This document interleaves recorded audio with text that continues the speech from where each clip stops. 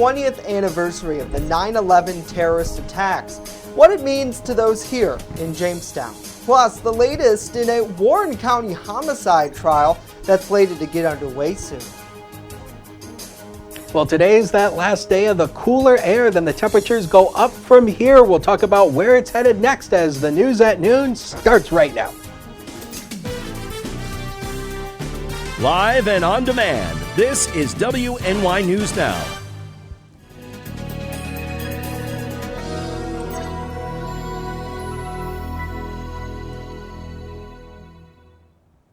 The city of Jamestown's fire chief is recounting his experience responding to New York City following the terrorist attacks at the World Trade Center 20 years ago.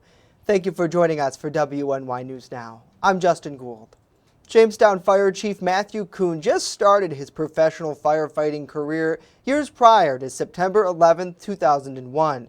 A week following the attacks, the then young firefighter and his lieutenant, Sam Saleme, responded to New York City with dozens of other firefighters and EMTs from across Chautauqua County to lend a hand.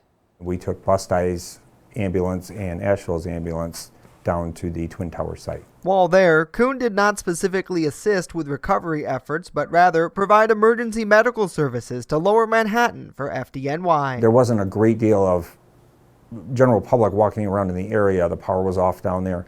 There was a lot of activity as part of the ongoing recovery efforts.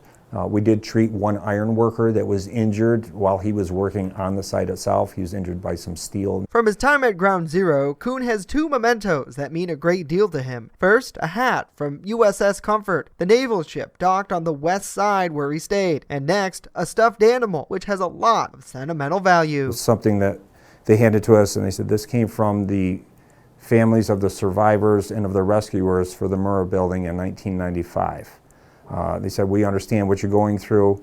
We just wanted you to have some token of appreciation that we could send to you that would express our empathy, if you will. The now fire chief will never forget the events of that day and the months that followed, saying 9/11 was a pivotal point for first responders. No fire service agency or any public safety agency, for that matter, had ever faced such an incident that was of that magnitude, that large.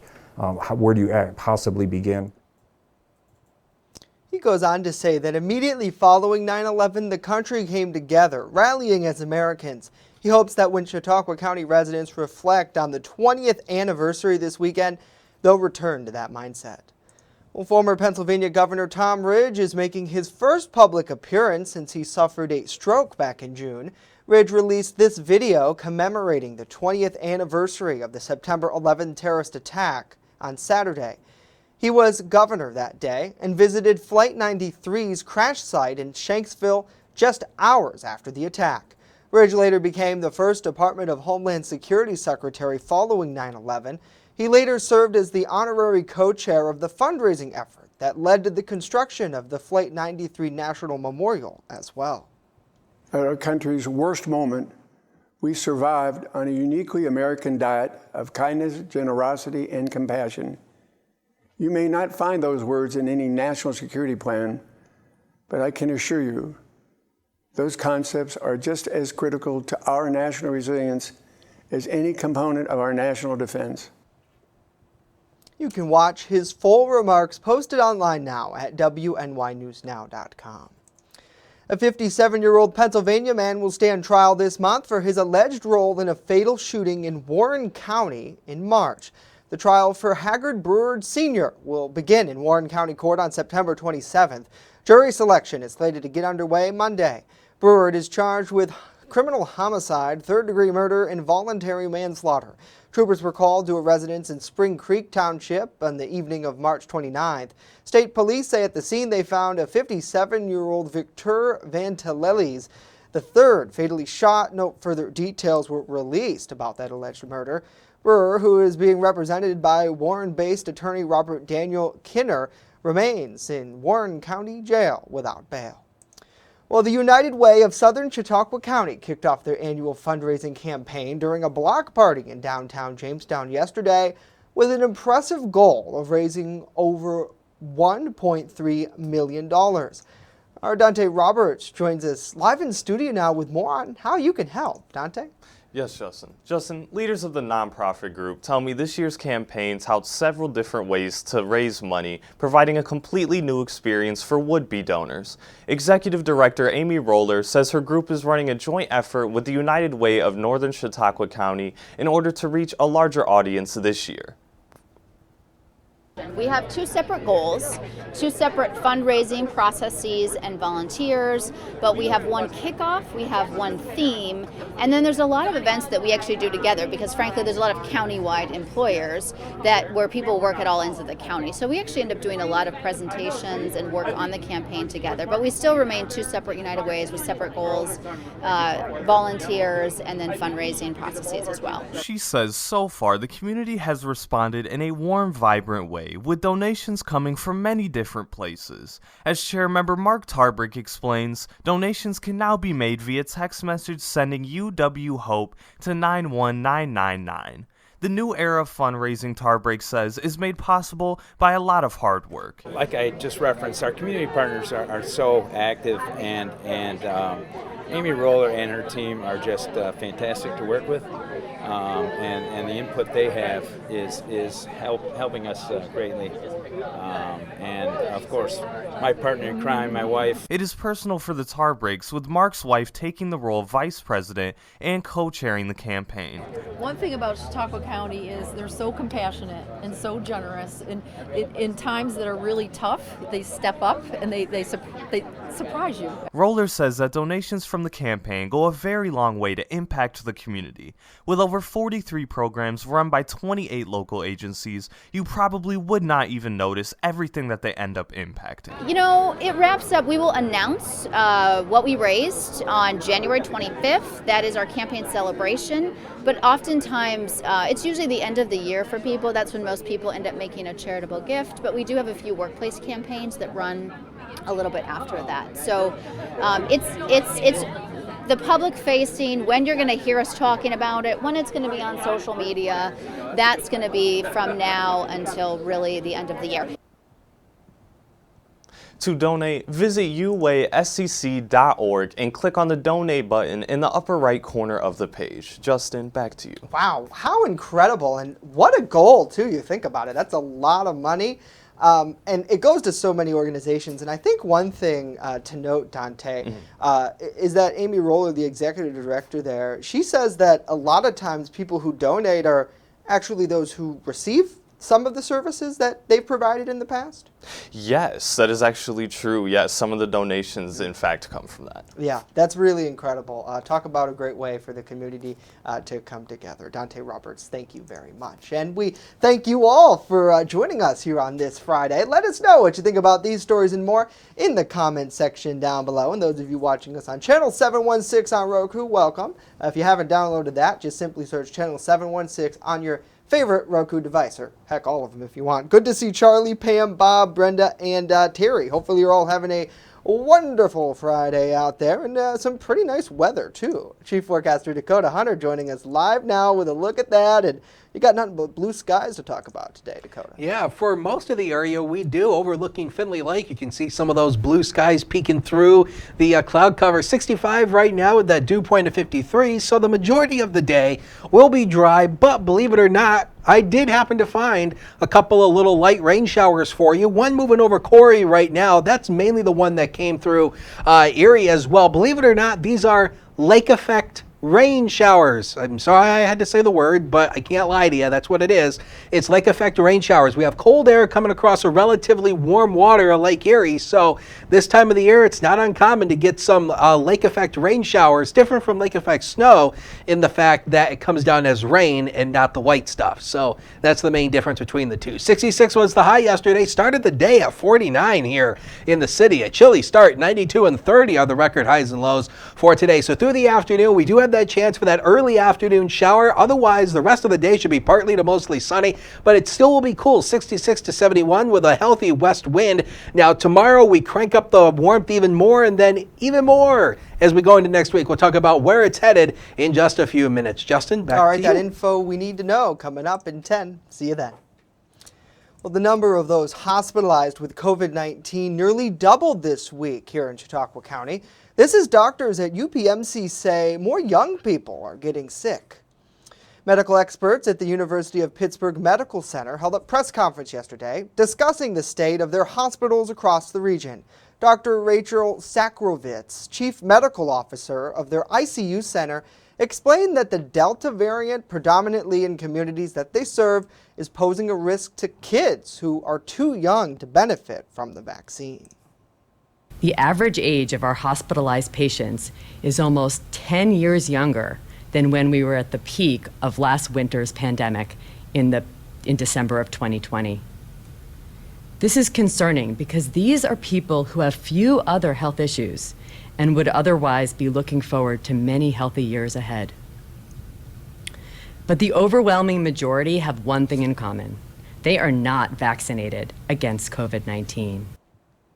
Specifically, she says those who are unvaccinated are 20 times more likely to contract the virus over someone who is vaccinated.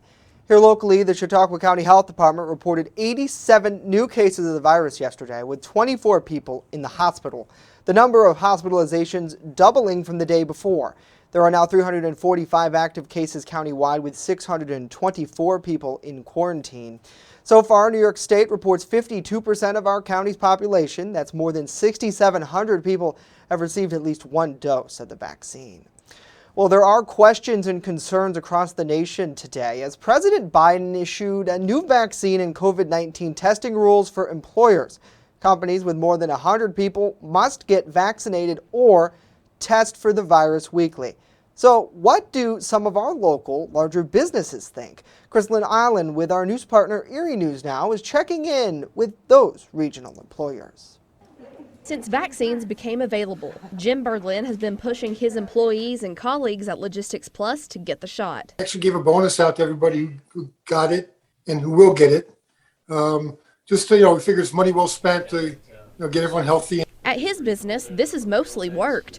Now, as President Biden's new set of pandemic rules come down, he thinks it's a move long overdue. I think it's good to see it getting addressed more forcefully. But for Manufacturers and Business Association, it's a different story. They say this order will have several unintended consequences. Some of the concern on this is what it's going to do for those businesses, many of them struggling right now, to get employees. Jesri Friend with MBA tells us these new rules will only drive away potential employees instead of bringing people back to the workforce. On top of that, there are still questions of how these rules will be enforced. Is there a police state, or who's the governing authority, who's the federal authority who's enforcing this?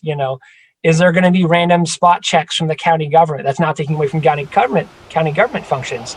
Overall, Friend says the government should let businesses handle this matter themselves. Leaving it up to the individual employer to have the choice whether to mandate for employment or not seems to be the most logical route.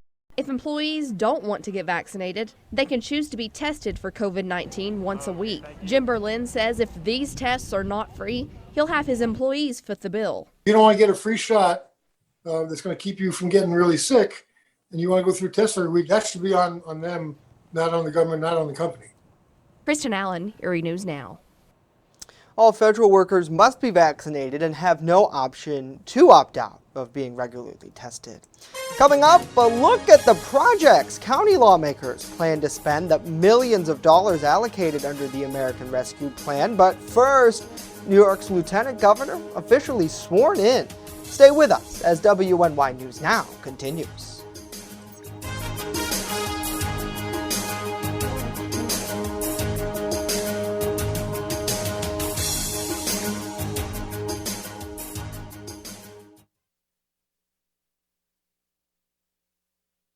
With coverage that matters, this is WNY News Now.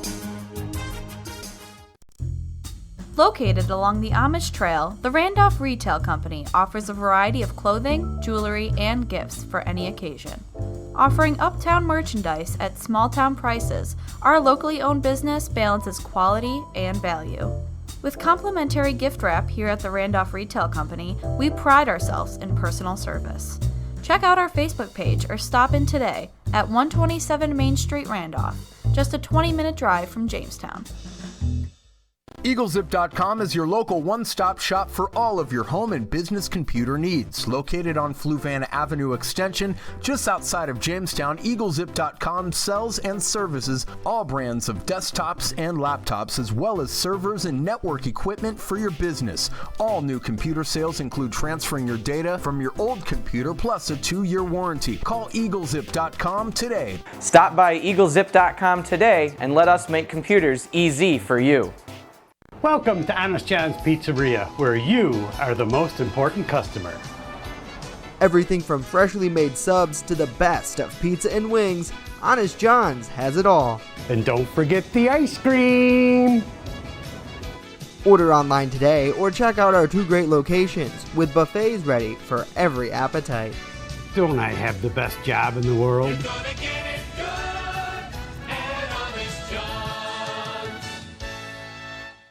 You're watching WNY News Now, where coverage comes first.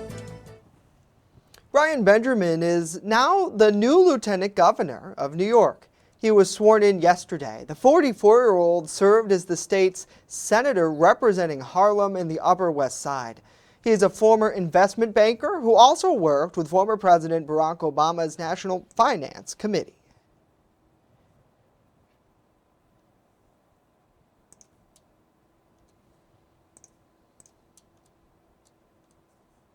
Governor Hochul wants to make sure that we all have a seat at the table.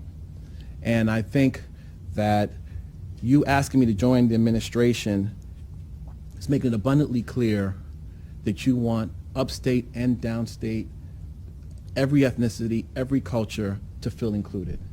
And for too long, people have not felt included, that they have a seat at the table, that their issues would be brought to the forefront. And I'm proud to say that you are creating an administration that will do so. He succeeded new Governor Kathy Hochul in the position. She took office last month as New York's first female governor after Andrew Cuomo resigned over sexual harassment allegations. Well, New York State received $4.25 million in a grant to help prevent prescription drug and opioid overdose-related deaths. The Substance Abuse and Mental Health Services Administration gifted that grant to use over a 5-year period. Not only will it help individuals and families struggling with addiction, but also fund training for first responders, overdose prevention, and other community-based services. The announcement of the award coincided with the first ever New York State Opioid Overdose Awareness Day. Organizers by New York State's Health Department presented the day, honoring those who died and celebrating their families and frontline workers who are saving lives. A total of 750 individuals will be trained in overdose prevention within the first year of that funding. Well, officials throughout Chautauqua County are vying to utilize $24.6 million in federal funds from the American Rescue Plan towards 41 various projects. Our Matt Hummel has more on what's on the table. Matt? Justin, several members of the Chautauqua County Legislature attended a workshop this week in the legislative chambers as several department heads made their pitches. That included Chautauqua County Executive P.J. Wendell, who's had a key role in constructing the proposals along with department heads. The county executive explains that the funding derives from the American Rescue Plan Act, and according to Wendell, $18.2 million is available for general government spending, and that will be based on the Treasury Department's revenue loss formula. Meanwhile, the remaining funding can be used towards designated funding as part of the American Rescue Plan. He says the county is awaiting final guidance on how to spend that money. The legislative committees are expected to examine and potentially make changes to the project proposals during their September meetings. Justin, back to you. Matt, thank you. A final vote from the lawmaking body is expected on September 22nd. Well, a local fire department in Chautauqua County is celebrating a big anniversary this weekend. The Bemis Point Volunteer Fire Department was founded in February 1920, turning 100 years old last year. However, due to the pandemic, those celebrations were put on hold. Tomorrow, that department's hosting a 1920s gala at the Hotel Lenhart, where members will be outfitted in clothing from a bygone era. Chief Randy Apperson spoke with us this week and explained how lucky our community is to still have a strong network of volunteer first responders. the people of Bemis Point, the community of Chautauqua County, we have a good thing going with our volunteer fire departments. I travel the United States and everybody has paid departments. The volunteer days are going away, and we're fortunate that we have a strong network of people in this county that we can rely on, as we call mutual aid. But here in Bemis, we have a great group of people. We have members that are still active after 45 years. Yeah, he says the department continues to rely on volunteers. In fact, he says it was built by the hard work of those unpaid heroes. With that said, he says it's important for the community to come together to support those departments by helping out in any way they can, whether that's in actually firefighting, being an EMS worker, or in some sort of administrative capacity.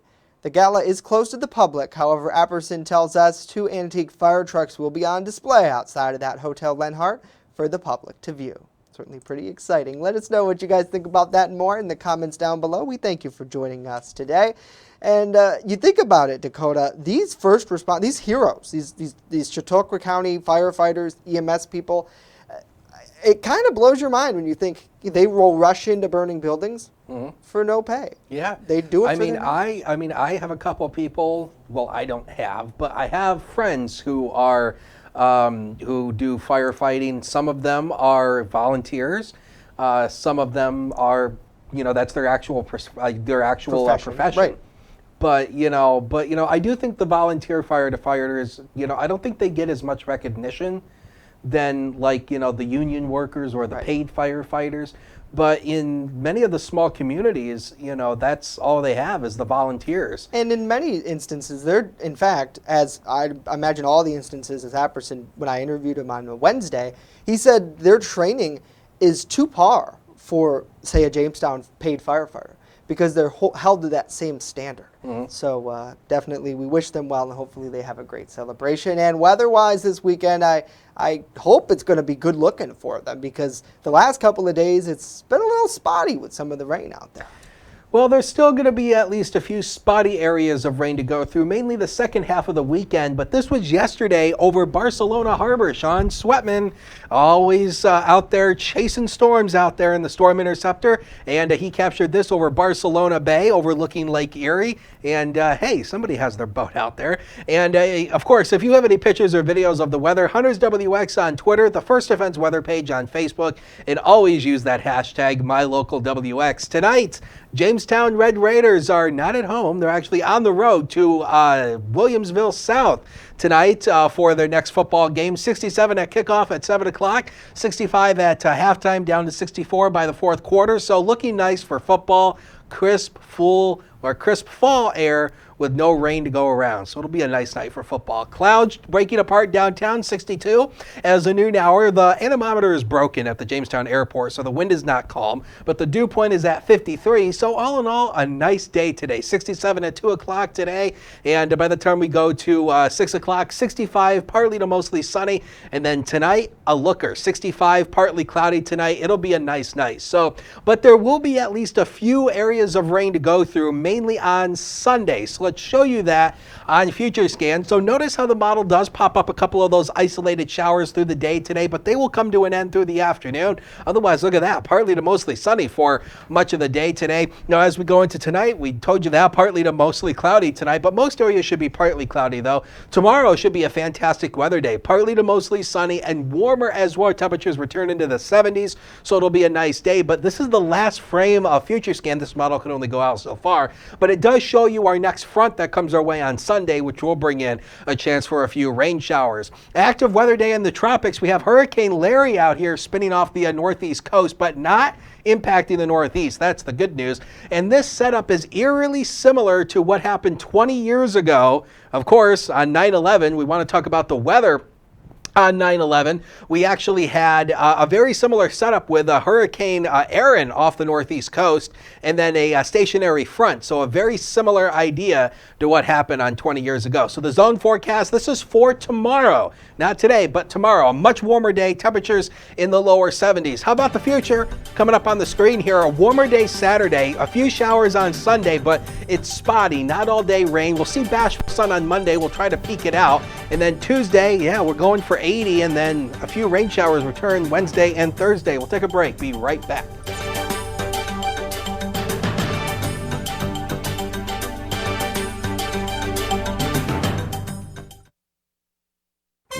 coverage that matters. This is WNY News Now. I'm a survivor. I'm a survivor. I'm a survivor. Testicular cancer is the leading form of cancer in men aged 15 to 35. 1 in 250 men will be diagnosed with testicular cancer. But 98% will survive if detected early. As a survivor, I believe early detection is the key. Learn how to do a testicular self-exam and other important facts about testicular cancer at oneball4tc.com. How prepared is your family if a hurricane shows up at your doorstep, or a flood, or a blizzard? You can't just turn away a natural disaster. That's why it's important to go to ready.gov/plan now. It has the tools and tips you need to make an emergency plan with your family.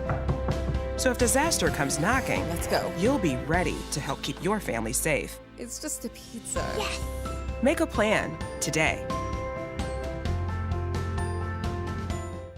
You're watching WNY News Now, your source for breaking news. Welcome back to WNY News Now. In an effort to help our furry friends find a forever home, we're partnered with the Chautauqua County Humane Society, and it's our Pet of the Week. Joining us live is Amanda Sublett to talk more about this week's featured furry friend. And he's got a pretty awesome name, Amanda. Yes, this is Barney. Everybody loves Barney. He's about 2 years old, still pretty young there. He's an active boy, definitely could use somebody to play with or run around with. He loves the attention. He's very lovable, incredibly lovable. A little distracted at the moment. He can do well with other dogs, but we want to make sure they can match his play style because not everybody's going to be a good fit for him. And as far as cats are concerned, not a fan. He will definitely chase them. This boy does have quite a bit of prey drive, so even though squirrels or anything in your backyard, he's going for them. If you have older children in the house, he would do really well, but he's not a fan of the little ones who will get in his face. They make him scared, so we want him to be happy and not fearful. But other than that, he's a really sweet boy. Yeah, unlike our purple dinosaur friend, Barney, it sounds like you mentioned he might be better with the older kids, but if somebody did have younger kids in a household, do you think that's a deal breaker? I'd imagine they'd probably want to meet up and especially educate those youngsters about his personality. Absolutely. So we've talked before. The little ones really like to get in the animal spaces, and he's not going to take kindly to that. We want to make sure that everybody stays happy and safe and not afraid of anything. So we're looking for somebody who's at least 5 years of age and older who can learn to respect his space, because at that point we can definitely educate them to give him the space that he needs to make him feel comfortable. Yeah, absolutely. Is there anything else about Barney that really stands out to you? Is he a big fetch guy? Does he like the treats? He, honestly, I love this marking that he has here. If you take a peek here on his leg, it's like he's got a little ankle bracelet on.